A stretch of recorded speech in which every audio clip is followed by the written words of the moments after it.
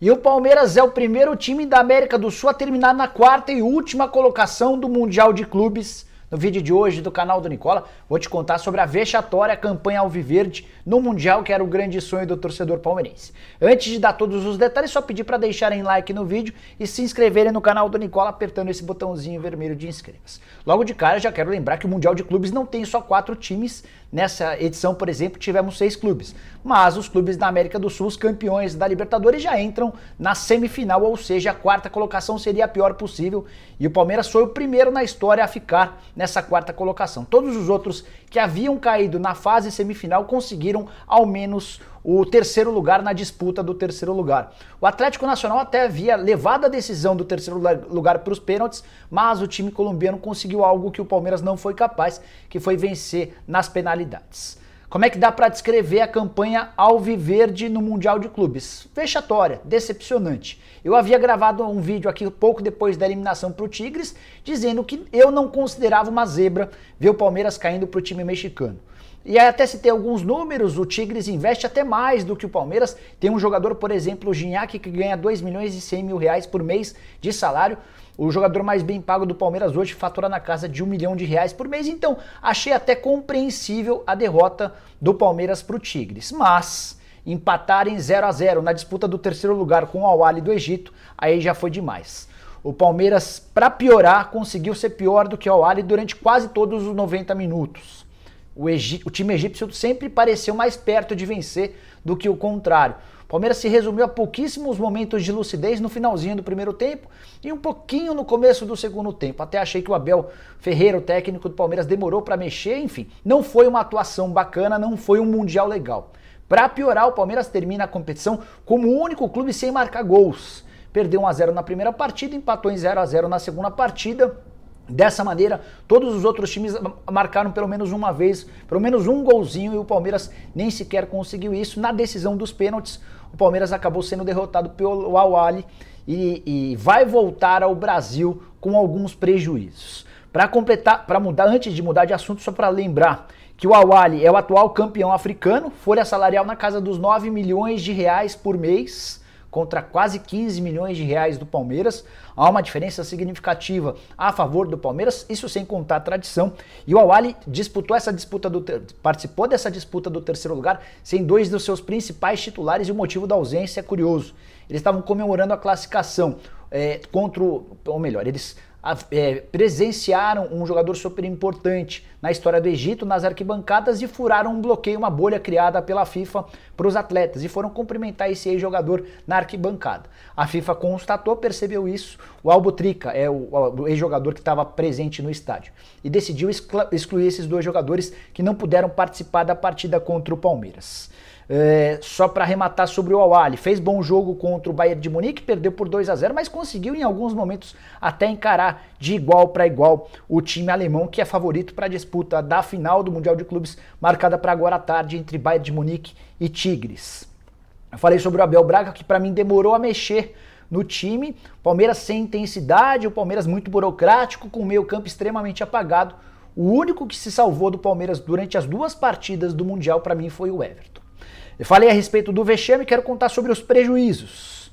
Como é que funciona a partir de agora? O Palmeiras volta ao Brasil com 2 prejuízos importantes. O primeiro deles financeiro. Se o Palmeiras tivesse sido campeão mundial, voltaria para o Brasil com 40 milhões de reais nos seus cofres. Seriam 32 milhões de reais de prêmio pago pela FIFA e mais 8 milhões de reais de prêmio pago pela Crefisa. A Crefisa estabeleceu no contrato de patrocínio uma série de bônus em caso de conquista de título. Os 40 milhões de reais foram para o espaço com a derrota para o Tigres, e o pior, com a perda nos pênaltis para o Al-Ahly, o Palmeiras também desperdiçou a chance de faturar o prêmio do terceiro lugar e vai ter de se contentar com um prêmio do quarto lugar. São 2 milhões de euros ou algo na casa dos 13 milhões de reais. 13 menos 40 e a gente está falando de uma perda de 27 milhões de reais. É isso que o Palmeiras deixa de faturar com essa campanha decepcionante, com essa campanha frustrante. Outro prejuízo psicológico. Palmeiras, que acaba de ser campeão da Libertadores, era a principal competição que o Palmeiras tinha para disputar. O torcedor do Palmeiras até outro dia estava super contente, super feliz. Um dos momentos mais alegres da história alviverde acabaram se transformando numa grande decepção, com essa campanha horrorosa, com essa campanha bizonha. E agora o trabalho do Abel Ferreira vai ser na volta ao Brasil, recuperar o psicológico desses atletas, até porque o Palmeiras tem a reta final do Campeonato Brasileiro e depois, logo mais, tem a final da Copa do Brasil, que vale mais 54 milhões de reais, confronto contra o Grêmio, além da disputa de título, mais uma taça não seria nada mal. Vale a lembrança de que o Palmeiras enfrenta uma baita maratona a partir de agora. Já joga no dia 14 contra o Fortaleza, no dia 17 contra o Curitiba, 19 contra o São Paulo, 22 contra o Atlético Goianiense e 25 contra o Atlético Mineiro, quando encerra sua participação no Campeonato Brasileiro. Falei a respeito do Everton, queria falar a respeito da preparação atrapalhada do Palmeiras. Os jogadores do Palmeiras justificaram essa campanha ruim também ao fato de acabarem de ter vencido a Libertadores e terem de viajar às pressas para o Catar. Tiveram dificuldade com o fuso horário, pode até ser uma boa explicação, mas não justifica as duas atuações bem ruins. O Palmeiras foi o tempo inteiro pior do que o Tigres e mereceu perder. O Palmeiras também foi pior do que o Al-Ahly. Talvez nem merecesse perder, talvez o empate até fosse o resultado mais justo, mas nem nos pênaltis o Palmeiras deu a alegria para o seu torcedor. Depois de falar sobre o vexame e sobre os prejuízos, queria destacar as entrevistas coletivas pós-jogo. Nem foram coletivas, né? As entrevistas na saída do campo. Achei que tanto o Felipe Melo quanto o Abel Ferreira foram mal. Começando pelo Abel, que já havia dado uma cornetada numa pergunta recente. Perguntaram a ele por se o Palmeiras poderia ter mais posse de bola na partida contra o Al-Ahly. O português não gostou da pergunta, disse que a imprensa brasileira nunca reconhece os méritos do adversário. Eu acho que o Palmeiras tinha a obrigação de ter mais posse de bola do que o Al-Ahly. E não entendi o motivo para tanta irritação do Abel. Nessa entrevista dessa quinta-feira, pouco depois da partida, o Abel disse que o importante é que o Palmeiras estava no Mundial e é o quarto colocado do mundo. Não, Abel, não, você forçou, né? O Palmeiras não é quarto no mundo em hipótese alguma. Esse é um Mundial que reúne clubes campeões de cada um dos continentes. Não dá para classificar o Palmeiras como o quarto melhor time do mundo. E ainda que fosse, não dá para comemorar o fato de ser quarto colocado atrás, por exemplo, do Tigres e também do Al-Ahly. Ah, só uma coisa que eu esqueci de falar agora há pouco. Antes de colecionar essa grande decepção histórica de se tornar o primeiro time da América do Sul a terminar em quarto, o Palmeiras também já havia sido o primeiro na história a cair diante de um time campeão da CONCACAF. Todos os outros campeões de Libertadores, sempre nos confrontos contra mexicanos, haviam se classificado, haviam eliminado o time mexicano. O Palmeiras foi o primeiro a cair. E destacar também a entrevista do Felipe Melo. Essa talvez pior ainda. Felipe, logo depois da partida, disse que estava feliz porque o Palmeiras realizou em campo aquilo que havia sido feito no treino. Bela porcaria, né? Qual é a vantagem de realizar? Então tá treinando mal o Palmeiras, né? Essa é a constatação. A gente não tem acesso a treinos, até por causa da Covid, Palmeiras no Catar, mas definitivamente o Felipe Melo não foi feliz na entrevista, assim como não foi no jogo. Foi o Felipe Melo o autor da última cobrança, a cobrança que acabou determinando a quarta colocação para o Palmeiras. Felipe Melo bateu mal o pênalti, o goleiro do Al-Ahly se esticou e defendeu. Para arrematar, queria dividir com vocês uma impressão minha e gostaria muito que vocês usassem um espaço para comentários para avaliarem, para opinarem, para ver se concordam, se discordam.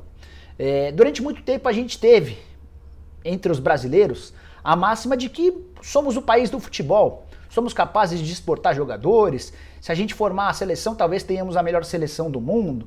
Isso em algum momento valeu, até por isso o Brasil é o maior campeão da história do Mundial de Clubes, não, do Mundial de Seleções, embora correndo o risco de ser ultrapassado em breve.